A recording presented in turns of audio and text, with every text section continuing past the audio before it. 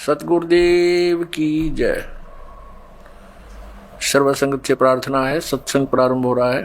कृपया सत्संग स्थल पर शांतिपूर्वक विराजमान होकर के श्रद्धा से सत्संग सुने। परमेश्वर की प्यारी आत्माओं से पुनर्निवेदन है, सत्संग प्रारंभ हो रहा है। कृपया सत्संग स्थल पर शांतिपूर्वक विराजमान होकर के श्रद्धा से सत्संग सुने। सत साहिब सतगुरुदेव की जय। बंदी छोड़ कबीर परमेश्वर जी की जय। बंदी छोड़ गरीबदास जी महाराज जी की जय। स्वामी रामदेवानंद जी गुरु महाराज जी की जय।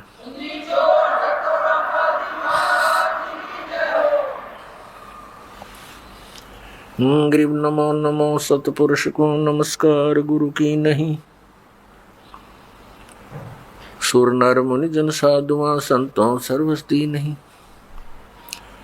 सतगुरु साहिब संत सब दंडोतम प्रणाम। आगे पीछे मध्य हुए तिनको जा कुर्बान। नराकार निर्विषम काल जाल वैवंजनम निर्लेपम निज निर्गुणम अकल अनुपवेशोन्दनम। सोहम सुरति समाप्तम सकल समाना नीरतल। उज्ज्वल हिरंबर हरदमम बेपरवा अथा है वार पार निमज्जतम। गरीब जो सुमर सिद्ध होई गणनायक गलता ना करो अनुग्रह सोई पारस पद परवाना। आदि गणेश मनाऊं गणनायक देवन देवा। चरण कमल लो लाऊं आदंत करूं सेवा। परम शक्ति संगीतम रिद्धि सिद्धि दाता सोई। अवगत गुण अतीतम सत्य पुरुष निर्मोही। जगदम्बा जगदीशम मंगल रूप मुरारी। तन मन अर्पों शीशम भक्ति मुक्ति भंडारी। सुर नर मुनि जन ध्यावे ब्रह्मा विष्णु महेशा। शेष शेष मुख गावे पूजय आदि गणेशा। इंद्र कुबेर सरीखा वरुण धर्म राय ध्यावे। समृत जीवन जी का मन इच्छा फल पावे। 33 कोटि आधारा ध्यावे शेष 88। उतरे बहुजल पारा कटह यम की फांसी।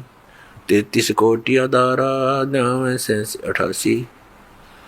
उतरे बहुजल पारा कटह यम की फांसी। कर जोरूं विनती करूं धरूं चरण पर शीशे। गुरु जी राम देवानंद जी महाराज ने दियो नाम बख्शीश। कोटि कोटि सिजदा करूं कोटि कोटि प्रणाम। चरण कमल में राखियो मैं बंदी जाम गुलाम। कुत्ता हूँ गुरुदेव का रामपाल दास का नाम। गले प्रेम की जेवड़ी जांखे चोवा जाऊं मैं।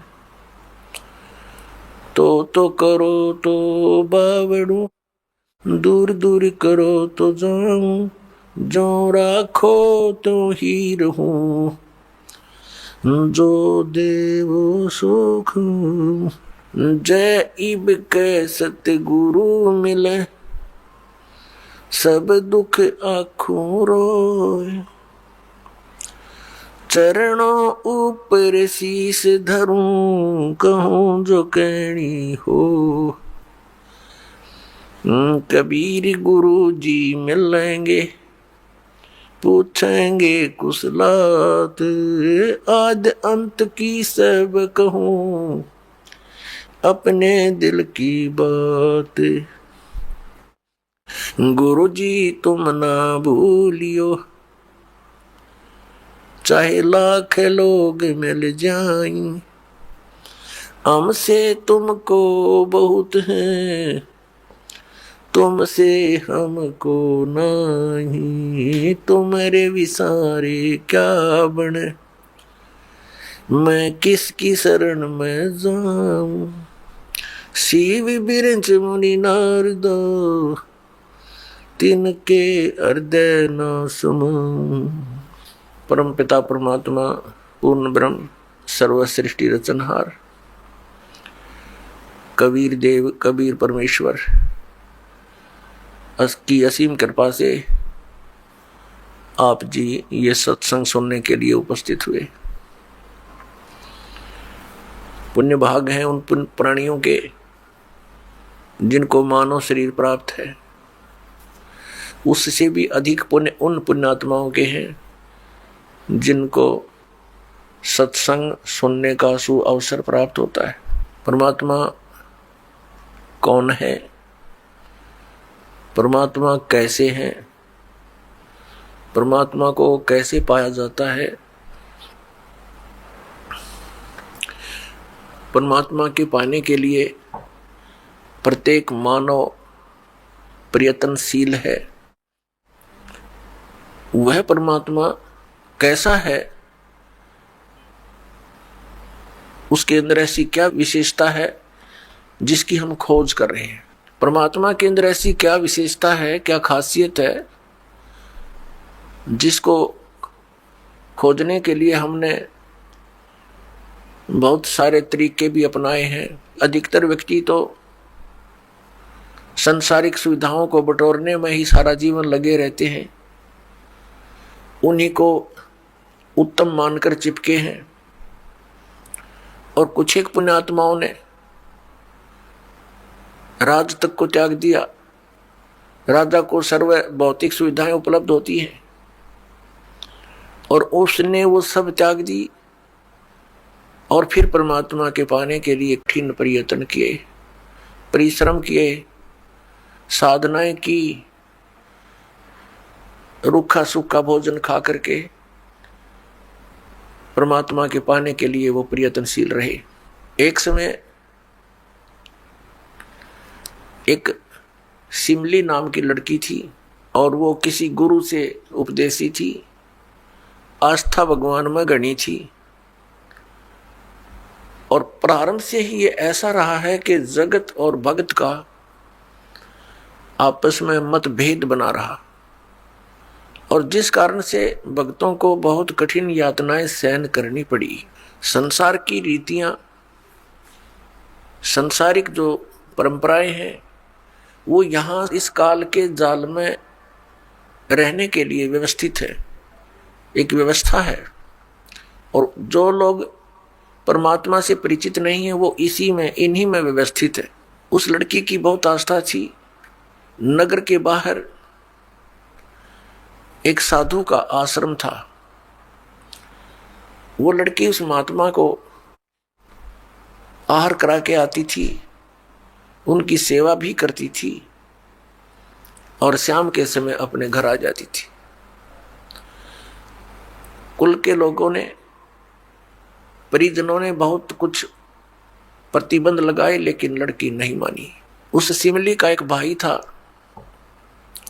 मंसूर नाम था उसका। उसको अन्य व्यक्तियों ने कहा कि आपकी बहन शाम के समय और गैर टाइम को वक्त जाती है संत के आश्रम में। देख ले भाई, इज्जत का सवाल है और पूरे नगर में चर्चा चलती है अपनी बहन को बनाकर। अब मंसूर ने सोचा भी पहले ये देख तो लूं वास्तव में वहां उस आश्रम में ऐसा क्या है।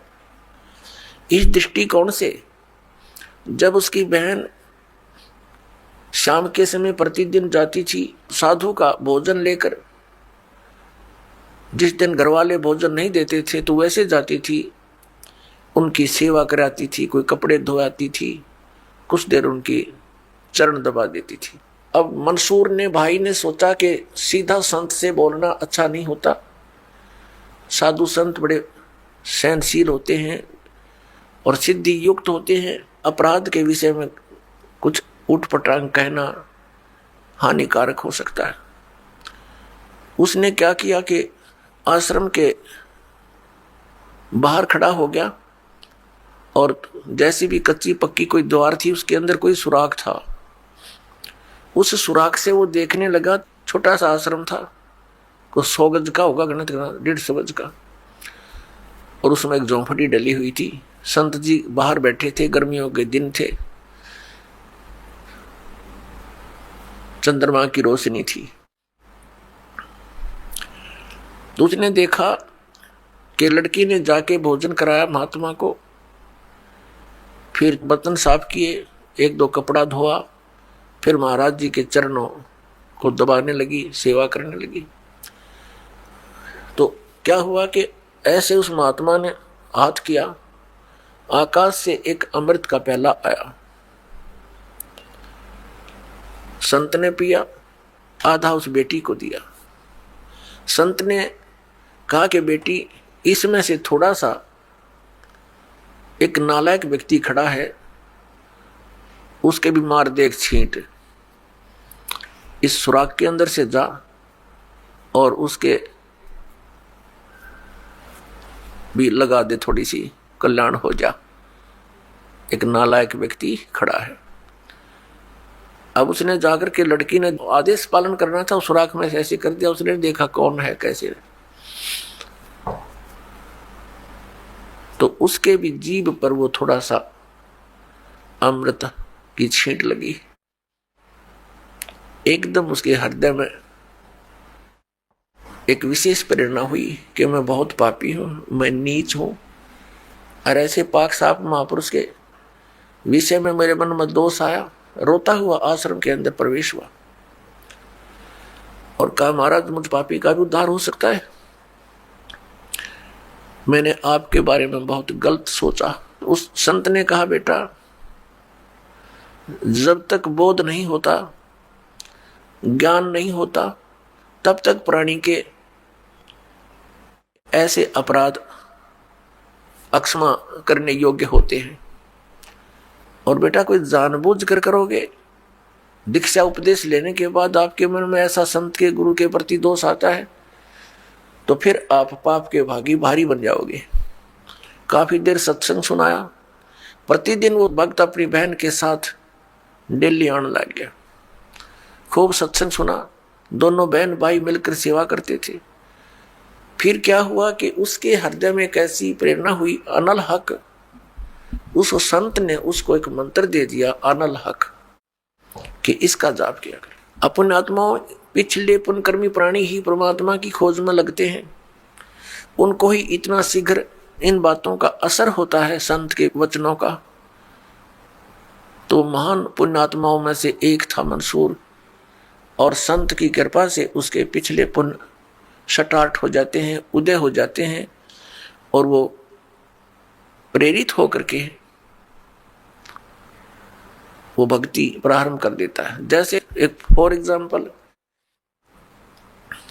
जैसे कोई कटोरी में घी डाल रखा है, उसमें एक ज्योति भी रखी है, और वो ज्योति जला रखी थी, बुझ गई, घी भी है उसके अंदर, बनी बनाई बाती भी उपलब्ध है, एक सीख लगाने की आवश्यकता है, वो जग जाएगी।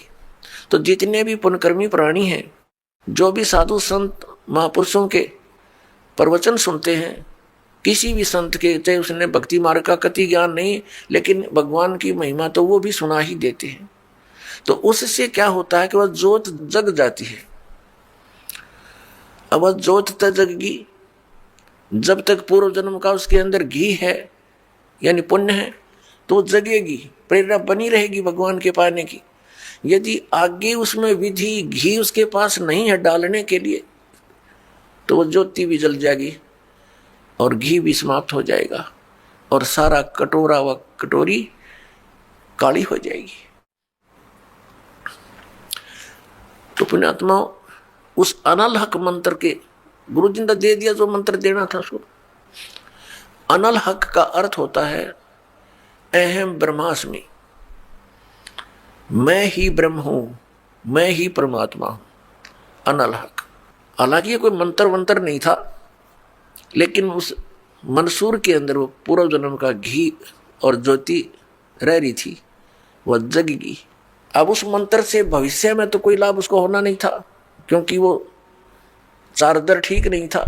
पूर्व जन्म की बैटरी से उसमें इतना प्रभाव था, इतने पुण्यों से, कि उसने अनल हक कहना शुरू कर दिया कि मैं ही परमात्मा हूं। अब बोली आत्माओं, पुण्यात्माओं को जैसा भी गुरु ज्ञान देता है वो तो दृढ़ होते हैं। गुरु जी ने 2 दूना 6 कह दिया तो 6 ही बोलते रहेंगे। घर वाला कहेगा, कोई उसको बताना चाहेगा, वो नहीं मानेगा, कहता नहीं मेरे गुरु जी ने ऐसे ही बोला। तो अबोध बच्चे ऐसे ही होते। इस बात का ज्ञान पूरे मुसलमान धर्म में हुआ, क्योंकि वो मुसलमान धर्म से संबंधित था।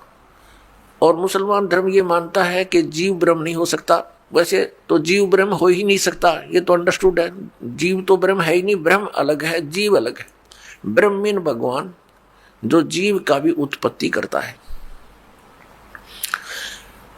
लेकिन मुसलमान धर्म ये मानते हैं कि पृथ्वी पर परमात्मा नहीं आ सकता। वह तो 7वें आसमान में रहता है, 7वें स्वर्ग में। और कोई ये कहता है कि पृथ्वी पर परमात्मा है, वो दंड का अधिकारी है, वो भ्रमित कर रहा है, मुसलमान धर्म के विधान को बिगाड़ रहा है। इस कारण से मंसूर को बहुत बार समझाया, राजा तक बात गई, बहुत कुछ कहा, लेकिन नहीं माना, अनल हक करता रहा। उसको कहा कि तू ऐसा मत बोल। अब साधु को तो कोई बोल नहीं सके था कि वो क्या मंत्र दे रहा है, लेकिन पब्लिक के अंदर जब बात आ जाती है तो वो अपना पूरा जोर शोर से विरोध करते हैं। अब क्या हुआ कि वो नहीं माना तो उसको चौराहे पर खड़ा कर दिया, बांध दिया उसको चौराहे पर। और फिर क्या कहा कि या तो तू अनल हक कहना छोड़ दे, नहीं तो तेरे पत्थर मारेंगे। उसने फिर कहा अनल हक, क्योंकि वो तो मदमस्त हो गया था, अलमस्त हो गया था। ऐसी स्थिति पूर्व जन्मों के पुण्यों से होती है, और भविष्य की भक्ति नहीं होती है तो वो नष्ट हो जाता है उस जीवन, ऐसी पुण्यात्मा का। तो उसको सजा दी गई कि पूरे नगर के व्यक्ति इसको पत्थर मार मार के इसका वध करेंगे। ऐसी सजा दें ताकि और भी कोई ऐसी हिम्मत ना करे। तो सभी लाइन में आ रहे थे और पत्थर मार रहे थे, तू पापी है, पत्थर मार रहे थे, निकल जाते थे। अब उसकी बहन सिमली का भी नंबर आ गया। जब और पत्थर लगा रहे थे वो हंस रहा था, अनल हक अनल हक हंस रहा था। और जब उसकी बहन सिमली का नंबर आया, वो भी लाइन में खड़ी थी। तो बहन ने सोचा पत्थर तो मैं नहीं मारूंगी, लेकिन लोक लाज में आके उसने फूल उठा लिया कि मैं फूल मार आऊंगी इसके। यहाँ ये लोग भी ना मेरा विरोध करेंगे और भाई का चोट भी ना लगेगी। उसने फूल मारा, फूल मारते ही वो रोने लग गया, बहुत बुरी तरह रोने लगा। तब सिमली ने कहा कि भाई लोग तेरे पत्थर मार रहे थे, उनके पत्थरों से नहीं रो रहा था, और तू मेरे फूल ते रोने लग गया। अरे ये कोई चोट थोड़ी लगी तुझे? उसने कहा सिमली ये तो अनजान थे, इनका मुझे दुख नहीं था, तू तो परिचित थी मैं किसके ऊपर फिदा हो रहा हूं। और तेरा हाथ कैसे हो गया नालायक मेरी तरफ? तूने भगवान की तरफ हाथ कर दिया, मैं भगवान के लिए ड्यूटीड हूं, और तूने क्या समझा फिर ज्ञान को? न्यू रो रहा हूं, तेरा जीवन बर्बाद हो गया, तूने ज्ञान समझा नहीं बहन। तेरे फूल का मुझे इसलिए दर्द हुआ, तू तो परिचित थी इस बात में। उसके बाद नहीं मरा वो पत्थरों से, कहने लगा या तो कहना छोड़ दे अनल हक, नहीं तेरा हाथ काटेंगे। उसने कहा अनल हक, हाथ काट दिया। फिर कहा दूसरा हाथ काटेंगे या बंद कर दे, अनल हक। तेरी गर्दन काटेंगे, बंद कर दे, अनल हक, काट दिया। अब उसको गाड़ा नहीं, मुसलमान धर्म में नीचे दफनाते हैं जमीन में, उसको सवा कर दिया काफिर समझकर कि काफिर जलाए जाते हैं, उनकी सोच है। और उस राख को जल में फेंक दिया कि इसका नामो निशान मिट जाए दरिया में। कहते हैं वो राख भी, ऐस भी, वो बबूत भी अनल हक अनल हक अनल हक करती जा रही है। और 1000 मंसूर बनकर गलियों में घूम रहे हैं। सबने दरवाजे बंद कर लिए, टट्टी पेशाब निकल गया, लोगों का घबरा गया, ये क्या हो गया, भगवान का भगत था, ऐसा हो कर दिया इसके साथ। तो पुण्यात्माओं,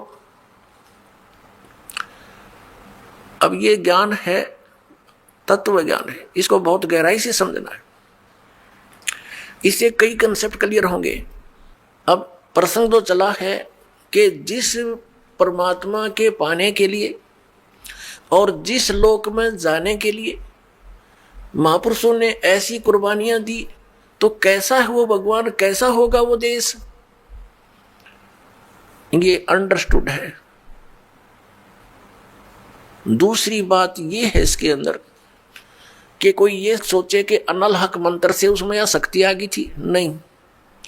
उस अनल हक मंत्र के जाप करने वाला पूरा गांव था, नगर था, आसपास के और भी बहुत लोग थे, तो वैसे उपदेशी थे, आसपास के बहुत से उनके शिष्य थे, लेकिन वो गुप्त रखते थे, सामने किसी को बताते नहीं थे, लोक लाज के कारण। तो कहने का भाव ये है कि उस एक मंसूर के अंदर ये क्यों काम कर गया और सिमली में नहीं कराया उसने। ये पिछले ही पुण्य से होते हैं, पूर्ण हंस मुराद, ये पूर्व उनके संस्कार थे, उस मंत्र का इसमें कोई योगदान नहीं था। अब प्रसंग जो चल रहा है उसी पर हम थोड़ा सा डिस्कस करते हैं कि जिस परमात्मा के लिए इतनी कुछ कुर्बानियां संत महात्माओं ने की, तो वो कैसा है भगवान, ये तो अंडरस्टूड है कि वो कितना सुखदायी होगा, और वहां जाने के बाद प्राणी को कैसा सुख होगा। उसके लिए हम फिर कौन सी विधि अपनावें, कौन से ग्रंथ को सत्य माने, किस गुरु की बात पर विश्वास करें। कोई कुछ विधि बताता है, कोई कुछ विधि बताता है, और सभी कहते हैं तुम्हारा कल्याण होगा, तुम्हें मोक्ष प्राप्ति होगी। तो उसके लिए हमने ये जानने के लिए कि कौन सा मंत्र, कौन सी विधि है, वे ऑफ वर्शिप जो यथार्थ है।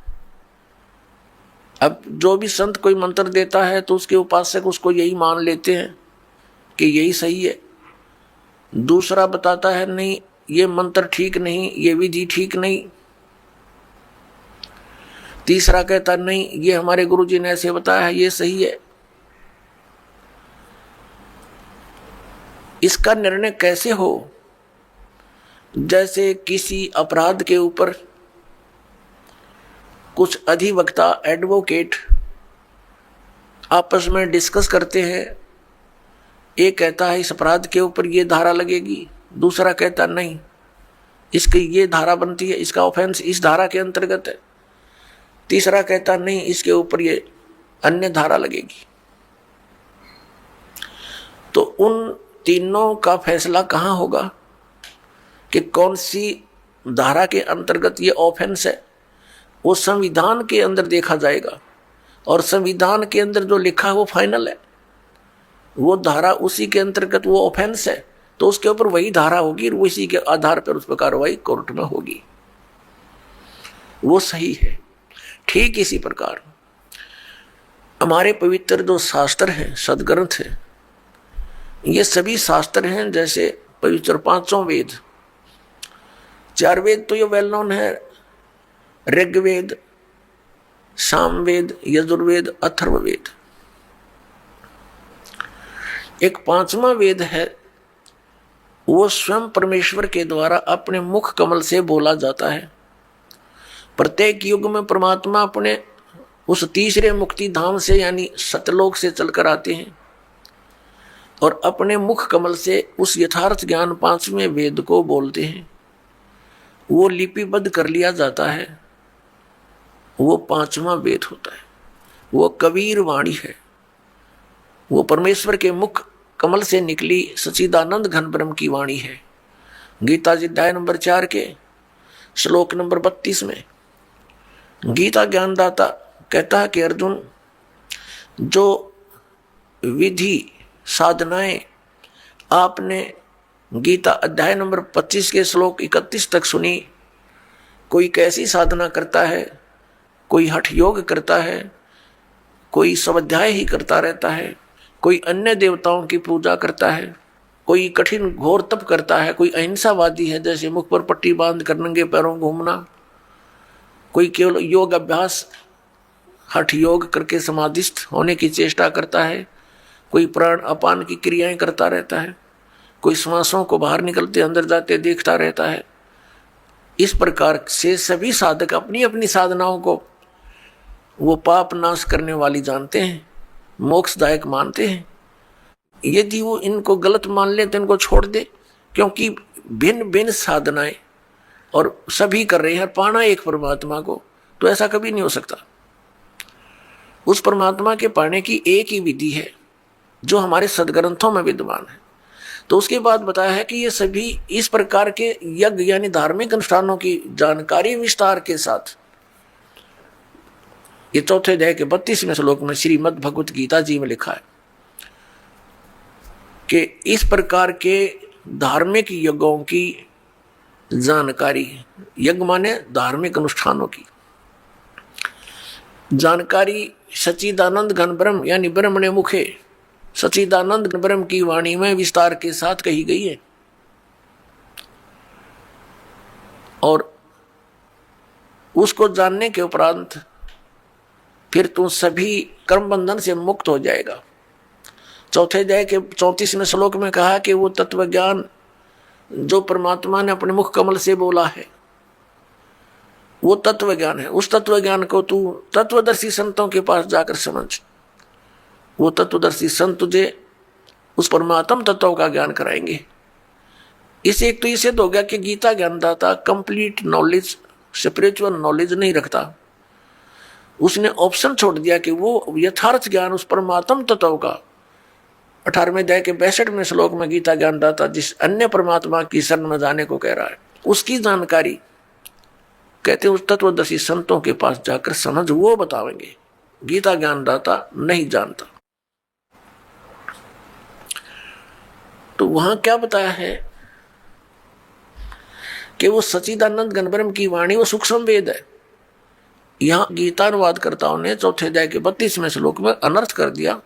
ब्रह्मणे मुखे एक शब्द है इसके अंदर मूल पाठ में, उन्होंने इसका अर्थ गलत कर दिया, वेद की वाणी लिख दिया। नहीं, वेद ज्ञान तो गीता ज्ञानदाता बोल ही रहा है। जिनको तुम वेद मानते हो, चारों वेदों का एक सारांश है ये श्रीमद् भगवत गीता। कोड वर्डों में है, अधिकतर संक्षेप में है, तो वो तो बोल ही रहा है। वो खुद कह रहा है कि 5वां जो वेद है उसके अंदर वो लिपिबद्ध है, वो तत्व ज्ञान है। उसको तत्वदर्शी संतों के पास जाकर समझ और फिर जैसा वो बताएं ऐसे कर। तो पुण्यात्माओं, हमारे सदग्रंथ कौन से हैं जो परमात्मा का विधान है और जिन पर हम विश्वास करेंगे और करना चाहिए? हमारे सदग्रंथ यानी शास्त्र कहो, सदशास्त्र कहो, ये कौन कौन से हैं? पवित्र 5 वेद, 4 वेद तो अंडरस्टूड है, 5वां ही आपको बता दिया सूक्ष्म वेद। और श्रीमद् भगवत गीता इन 4 वेदों का सारांश है और 5वें का इसमें हिंट दिया है। ये तो है गॉड गिवन स्पिरिचुअल नॉलेज, परमात्मा दत्त, प्रभु दत्त है, ये ब्रह्म दत्त है ये। और फिर 18 पुराण ये अध्यात्म ज्ञान को समझने के लिए सहयोगी हैं। और इनके अंदर जो वे ऑफ वर्शिप लिखी है, यदि वो वेदों से मिलती है, श्रीमद् भगवत गीता से मिलती है, तो वो तो सही है। उतना तो वेदों और गीता वाला ही ज्ञान है। बाकी उस वेद, उस पुराण के वक्ता के घर का है, उसका अपना अनुभव है। अब उसका अनुभव वेदों और गीता से नहीं मिलता तो हमें मान्य नहीं है, हमें स्वीकार्य नहीं है। क्योंकि पुराण कौन है? पुराण क्या है? ये श्री ब्रह्मा जी ने बोला ज्ञान है। ये 4 वेद, ऋग्वेद, सामवेद, यजुर्वेद, अथर्ववेद, ये 4 वेद ब्रह्म ने अपने पुत्र रजगुण ब्रह्मा जी को दिए थे। और ये 5 वेद, ये सूक्ष्म वेद सहित ये 5 वेद पूर्ण परमात्मा ने, सत्य पुरुष ने, परम अक्षर ब्रह्म ने इस ब्रह्म के अंदर, ज्योति निरंजन के अंदर फीड कर दिए थे और उसमें टाइम फिक्स कर दिया था कि इतने समय के उपरांत ये सब तय इसकी श्वासों से बाहर आएंगे। जैसे कोई मादा है, गाय भैंस है, वो नई दूध होती है, गर्भ धारण करती है, समय आने पर बच्चा ऑटोमेटिकली बाहर आ जाता है। तो ऐसी सतिथि परमात्मा ने, पूर्ण ब्रह्म ने हमारे लिए की थी कि ये बच्चे भगवान को भूल ना जाएं, परमात्मा की भक्ति करेंगे इन वेदों अनुसार तो इनको बहुत लाभ होगा, इन पर आपत्तियां नहीं आएंगी, कष्ट नहीं आएंगे। ये गलती से काल के साथ चले गए हैं। वो पांचों वेद जब इसकी श्वासों के द्वारा, ब्रह्म की श्वासों के द्वारा निकले तो इसने उनमें देखा कैसा ज्ञान है भगवान ने दिया है। तो उसने वेदों को पढ़ा तो पांचवां वेद था, उसमें सारांश था, चारों वेदों का निष्कर्ष था और पूर्ण परमात्मा की जानकारी और उसकी वे ऑफ वर्शिप, पूजा की विधि भी लिखी थी। वो घबरा गया कि इन प्राणियों को जो मेरे अंतर्गत आगे हैं, इनको यदि पूर्ण परमात्मा का और वहां के सुख का ज्ञान हो गया तो ये सब भाग जाएंगी ऐसी साधना करके। इसलिए इसने उस पांचवें वेद को नष्ट कर दिया। चार वेद दे दिए जिनमें गोलमोल ज्ञान है। गोलमोल का अर्थ क्या है, भावार्थ क्या है कि इसमें महिमा तो है परम अक्षर ब्रह्म की और केवल पूजा की विधि है ब्रह्म तक की। जैसे यजुर्वेद अध्याय नंबर 40 के मंत्र नंबर 15 में लिखा है कि ओम करतु समर किलबे समर करतुम समर। ओम नाम का जाप काम करते करते सिमरण करो, विशेष कसक के साथ सिमरण करो, श्रद्धा के साथ, पूरी आस्था के साथ, और मनुष्य जीवन का मूल कार्य जानकर ओम नाम का स्मरण करो। ये ओम नाम ब्रह्म का और महिमा इसमें बता रखी है। परम अक्षर ब्रह्म है जिसकी पूजा से पूर्ण मोक्ष होता है, उसके ऐसे चिन्ह हैं, वो ऐसी लीला करता है। अपने आत्मा दास के सत्संग में मुख्य तौर पर तीन ब्रह्म होते हैं, तीन ब्रह्म यानी तीन प्रभु, तीन पुरुष। एक सरब्रह्म, एक अक्षर ब्रह्म, एक परम अक्षर ब्रह्म। दूसरे शब्दों में एक सरपुरुष, एक अक्षर पुरुष और एक परम अक्षर पुरुष। तीसरे शब्दों में ईश्वर, परमेश्वर। ये तीन मुख्य प्रभु हैं। मुख्य तो वैसे एक है, लेकिन हमारे सदग्रंथों में जो विशेष ज्ञान दिया है इन तीनों के विषय में। और इसके पश्चात तीन प्रभु और माने हैं, रजगुण श्री ब्रह्मा जी, सतगुण श्री विष्णु जी और तमगुण श्री शंकर जी, और आदि शक्ति प्रकृति देवी ये दुर्गा है। इनके बाद फिर बहुत से देवता हैं जो भगवान की भक्ति करके ही कुछ उन्होंने अपने टायर में हवा भर ली, यानी परमात्मा की कुछ भक्ति संग्रहित करके, और वो कुछ सिद्धि युक्त होकर के अन्य प्राणियों से श्रेष्ठ बने दिखाई देते हैं, वो भी देवता हैं। यानी श्री ब्रह्मा जी, रजगुण श्री विष्णु, सतगुण श्री शिव जी, तमोगुण ये अन्य देवताओं में हैं। और ये हमारे इस तत्व ज्ञान के अंदर मुख्य तौर पर प्रभु नहीं गिने जाते। दूसरे शब्दों में दास कहे कि ये भगवान नहीं है, ये ईश नहीं है, स्वामी नहीं है, भगवान नहीं है। तो ये बात जनसाधारण के गले उतरे नहीं, विशेषकर पवित्र हिंदू समाज के पुण्यकर्मी प्राणियों के, क्योंकि हमारे धर्मगुरुओं ने हमें उल्टा पाठ पढ़ा दिया। और एक दिन से नहीं, हजारों वर्षों से यही पाठ हम सुनते आ रहे हैं कि ब्रह्मा विष्णु महेश सर्वेश्वर हैं, इनका कोई जन्म मृत्यु नहीं होता, इनकी कोई माता पिता नहीं है, ये स्वयंभू है। तो जिस कारण से दास ने ये शब्द बोल दिया कि ये भगवान नहीं है, ये बात एक बहुत विवादप्रस्त हो जाएगी यदि प्रमाण नहीं दिखाया गया। तो आपको प्रमाण दिखाते हैं। एक समय इस शिवपुराण के अंदर लिखा है, पवित्र शिवपुराण के अंदर, कि श्री ब्रह्मा जी रजगुण और श्री विष्णु जी सतगुण का आपस में विवाद हो गया, झगड़ा हो गया। ब्रह्मा जी कहते हैं कि मैं सबका उत्पत्ति करता हूं, विष्णु तो मेरा पुत्र है। विष्णु जी कहते हैं तू मेरी नाभि कमल से उत्पन्न हुआ है, तू मेरा पुत्र है। वो कहता है मैं तेरा बाप, वो कहता है मैं तेरा बाप। दोनों का युद्ध हो गया। उस युद्ध की शांति के लिए इस काल भगवान ने, जो इनका पिता है, जिसको ये सदाशिव कहते हैं पौराणिक, और ये हिंदू धर्म के गुरु जी, उस सदाशिव ने इनके बीच में एक स्तंभ खड़ा कर दिया, तेजों में पिलर, बहुत लंबा चौड़ा लिंग स्तंभ। तो ये लड़ना तो भूल गए, उसके और छोर को खोजने में लग गए। जब दोनों असफल रहे तो फिर वो सदाशिव, जो इनका पिता है ब्रह्मा जी विष्णु जी शिव जी का, वो शिव रूप धारण करके वहां खड़ा हो गया। फिर उनको ज्ञान बताने लगा, कहने लगा कि तुम अपने आप को भगवान मान बैठे, तुम भगवान नहीं हो, यू आर नॉट गॉड। अपना आत्मा दास का है तो विदग्ध इनके इतिहास बताते हैं तो आपको स्वीकार्य होगा। ये देखिए, ये है श्री शिव महापुराण हिंदी टीका सहित भाग 1। श्री शिव महापुराण विद्या अवरिधि पंडित ज्वाला प्रसाद जी मिश्र कृत हिंदी टीका सहित, खेमराज श्री कृष्णदास प्रकाशन मुंबई। इतने यहाँ से प्रकाशित है। हम इसके ये देखिएगा, इसके प्रश्न नंबर 11 से हम शुरू करेंगे।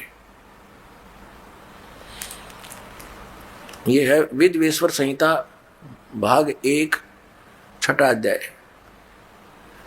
नंदी केश्वर बोले, हे योगीधर, आगे एक समय विष्णु भगवान से सैया पर अपने गुरुड़ आदि पार्षदों से संयुक्त लक्ष्मी सहित शयन करते थे। उस समय ब्रह्म ज्ञानियों में श्रेष्ठ ब्रह्मा जी, अब यहाँ के इसे ब्रह्म ज्ञानी है, देखियो, अपनी इच्छा से ही वहां आए। सब प्रकार सुंदर सेज पर शयन करते हुए कमल लोचन विष्णु जी से पूछने लगे,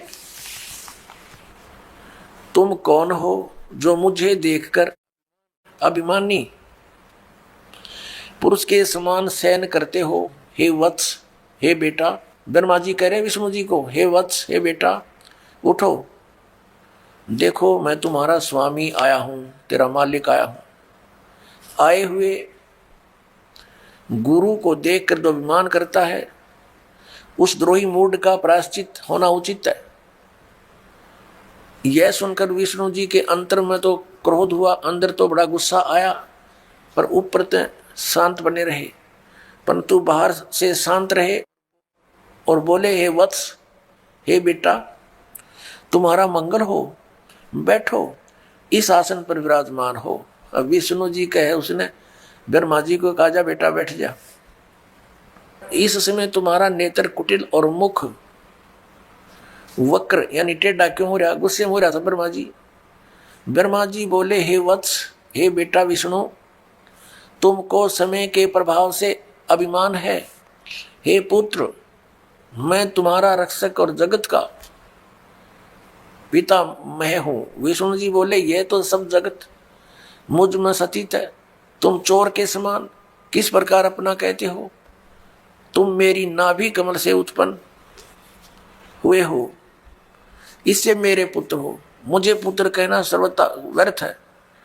नंदीकेश्वर बोले, इस प्रकार ब्रह्मा विष्णु दोनों ही रजोगुण से मुग्ध होकर विवाद करने लगे। मैं श्रेष्ठ हूं, मैं स्वामी हूं, ऐसा कहकर एक दूसरे को मारने की इच्छा से युद्ध करने में उत्सुक हुए।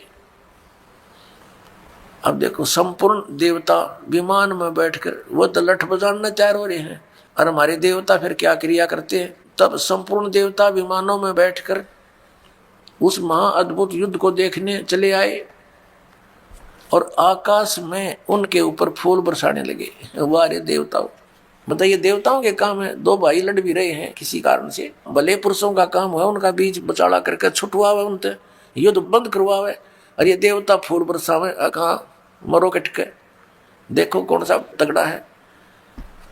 तो ये सारा काम बिगड़ा पड़ा पुण्यात्माओं इस तत्व ज्ञान के अभाव से। अब हम उस प्रसंग पर आते हैं कि जिसके अंदर ये कहा गया है इसी पवित्र पुराण में कि ब्रह्मा और विष्णु तुम भगवान नहीं हो, यू आर नॉट गॉड। देखिए अब हम आगे हैं 17 पृष्ठ पे, और विद्वेश्वर संहिता भाग 1 अध्याय 9। ये वही प्रसंग यहां तक चल रहा। नंदीकेश्वर बोले इस प्रकार भगवान ने उन नम्र हुए। अब क्या हुआ कि उन दोनों के बीच में, अभी आपको बताया था, उन दोनों ब्रह्मा और विष्णु जो लड़ रहे थे उनके बीच में एक पिलर खड़ा कर दिया तेजों में, लिंग बहुत लंबा चौड़ा जिसका कोई और छोर उन दोनों को नहीं मिला। और फिर ये स्वयं प्रकट हो गया।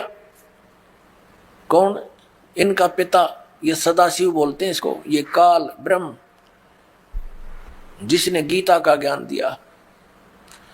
अब यहां देखिए, हम जो आपको दिखाया था फिर देखिए, ये पृष्ठ 17 पे विद्वेश्वर संहिता भाग 1 अध्याय 9 पर नंदीकेश्वर बोले इस प्रकार भगवान ने उन नम्र हुए ब्रह्मा और विष्णु पर अनुग्रह करके उनके युद्ध में परस्पर उनकी सेना मारी गई थी उस सब को। यहां देखें, उन दोनों की अज्ञानता और वैर को दूर करने के अर्थ उनसे क्या कहा।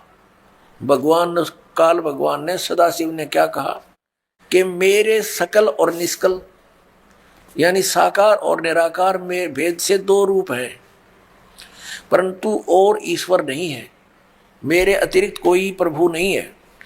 इस कारण उनके 2 रूप नहीं हो सकते। पहला सतम रूप और दूसरा पीछे मूर्तिमान रूप धारण किया। इसमें ब्रह्म रूप निष्कल है, ये निष्कल है, निष्फल नहीं, और ईश्वर रूप सगुण है। मेरे ये दोनों रूप सिद्ध हैं, दूसरे किसी के नहीं हो सकते। इस कारण तुम दोनों को अथवा दूसरों को ईश्वर तत्व की प्राप्ति नहीं हो सकती। तुमने जो अज्ञान से अपने को ईश माना, तुमने अज्ञान से अपने को ईश यानी भगवान माना, यह बड़ा अद्भुत हुआ। उसके दूर करने को ही मैं रण स्थान में आया। अब तुम दोनों अभिमान त्याग कर मुझ ईश्वर में अपनी बुद्धि लगाओ। मेरे प्रसाद से लोक में सब अर्थ प्रकाश होते हैं। मैं ही परब्रह्म हूं। अब ये काल बोल रहा है, अब यहां विचलित कर रहा है इनको। मैं ही परब्रह्म हूं, मेरा ही कल अकल रूप है। ब्रह्म होने से मैं ईश्वर हूं, अनुग्रह आदि मेरा कृत्य है। सर्वव्यापी होने से और जगत के वर्धक होने से मैं ब्रह्म हूं। हे ब्रह्म केशव, समतव और व्यापक होने से मैं आत्मा हूं। मैं इस सब का ईश हूं, यह मेरा है, मेरे सिवाय किसी दूसरे का नहीं है। प्रथम तो ब्रह्म तो ज्ञान के निमित्त निष्कल ब्रह्म का प्रादुर्भाव हुआ। 18वें पृष्ठ पर चलते हैं। इससे मैं अज्ञात रूप हूं, पीछे तुम्हें प्रगट दर्शन देने के निमित्त साक्षात ईश्वर, तत्क्षण ही मैं सगुण रूप हुआ हूं। अब यहां ये क्या कह रहा है? श्री सदाशिव ब्रह्मा विष्णु महेश का पिता, ब्रह्मा विष्णु महेश का पिता, ये सदाशिव यहां क्या कह रहा है? ये कह रहा है कि पहले तो ब्रह्म रूप हुआ वो स्तंभ, वो तो समझो मेरा निष्कल रूप है, निर्गुण रूप है मेरा यो शतम वाया पिलर, और ईब में निर्गुण से सगुण हो गया, तुम्हारे सामने आया। अब देखो हम अपने उस प्रसंग पर आते हैं। हमने ये देखना है कि ब्रह्मा और विष्णु और ये शिव ये भगवान नहीं है, ये प्रभु नहीं है, ये प्रसंग था। यदि ये दास वैसे सिंपल कह कर छोड़ देता तो बहुत विरोध मान लेते भक्तजन, क्योंकि उन्होंने पूरा अज्ञान सुना हुआ है, ज्ञान नहीं सुना सदग्रंथों का, उनको ज्ञान नहीं, इसलिए सदग्रंथों को रूप करना अनिवार्य हो गया है। अब आगे ये क्या कहता है देखिएगा, ये प्रश्न नंबर 18 अध्याय 10 चल रहा है, प्रश्न नंबर 18 पे, और शिवपुराण विद्वेश्वर संहिता भाग 1 10वां अध्याय। हम यहाँ पढ़ते पढ़ते आगे 9वां अध्याय यहाँ समाप्त हो गया। जो हमने यहाँ पढ़ लिया, इससे मैं अज्ञात रूप हूँ, पीछे तुम्हें प्रकट देने के लिए निमित्त साक्षात ईश्वर, तत्क्षण ही मैं सगुण रूप हुआ हूँ। अब यहाँ नीचे आ जाएंगे इसके। इति श्री शिव महापुराणे विद्वेश्वर संहिता भाषा टीकायाम 9वां अध्याय, ये 9वां अध्याय इति हो गया समाप्त। अब 10वां शुरू हो गया, ये 10वां। अब हम यहाँ 10वें में पढ़ रहे हैं नीचे। हे पुत्रों, हे पुत्रों, ब्रह्मा और विष्णु को इनका पिता वो सदाशिव काल कह रहा, हे पुत्रों, यह कृत आपने तप से प्राप्त किया है, जो कि सृष्टि की उत्पत्ति और पालन कहता है, सो मैंने प्रसन्न होकर तुम्हें दिया है। इसी प्रकार दूसरे दो कृत रुद्र और महेश्वर को प्रदान किए हैं। अब देखो, जो दास सिद्ध करना चाहता है, एक तो ब्रह्मा और विष्णु और फिर रुद्र और महेश्वर, ये चार, इनसे पांचवा है यू सदाशिव, जो ब्रह्मा विष्णु महेश जी के पिताजी है। और इनकी माता कौन है? वो दुर्गा है। वो भी दिखाएंगे आपको सदग्रंथ में, देवी पुराण के अंदर दिखाएंगे। अब यहां देखिएगा, यहां स्पष्ट हो गया कि ऊपर तो इन दोनों के विषय में बोला है, पुत्रों यह कृत आपने तब से प्राप्त किया है, जो कि सृष्टि उत्पत्ति और पालन कहता है। इन दोनों का ये जॉब है। मैंने प्रसन्न होकर तुम्हें देखो, हींग लगी ना फटकड़ी इसकी। तो कह रहा है कि तुमने तप किए, घोर तप किए। इसमें लिखा है कि विष्णु जी ने 12,000 वर्ष तक घोर तप किया, ब्रह्मा जी ने इतने वर्ष तक तप किया। तो कहता है इस तप के बदले में मैंने खुश होकर तुम्हें दिया है। बता, इन की भलाई इन्हीं को सौंप दी। अपनी तरफ से क्या दिया इसने? पहले इनसे डले डुआई हठ योग करो, सिद्धि युक्त हो गए। अब फिर रिमोट अपने हाथ में लेकर इनको कहा तुम सृष्टि करो। सब्जियों को यहाँ पर स्थिति उत्पत्ति संहार ये अपने पुत्रों से करवाता है और स्वयं खाता है सबको। ये काल है। गीता जी अध्याय नंबर 11 के श्लोक नंबर 32 में कहता है, मैं काल हूँ अर्जुन, और अब प्रकट हुआ हूँ, अब आया हूँ मैं, अब प्रवृद्ध हुआ हूँ। और श्री अर्जुन जी पूछ रहे हैं कि हे महानुभाव आप कौन हो, मैं आपसे परिचित नहीं हूँ। अरे अर्जुन का साला था श्री कृष्ण, और उससे अपरिचित हो गया इतनी जल्दी? क्योंकि वो श्री कृष्ण था ही नहीं, श्री कृष्ण में प्रवेश वो काल था। और जब बाहर निकल कर देखा तो उसका इतना रूप हो बाहर निकल गया उससे, जब विराट रूप दिखा श्री कृष्ण तो ओझल हो गया, दिखाई भी नहीं दे रहा था उनकी रोशनी के अंदर। और अर्जुन कह रहा, पूछ रहा आप कौन हो, मैं आपको पहचान नहीं पा रहा हूं। तो काल था। वो कहता मैं काल हूं और सबका नाश करने के लिए अब प्रवृत्त हुआ। तो ये इनका पिता है।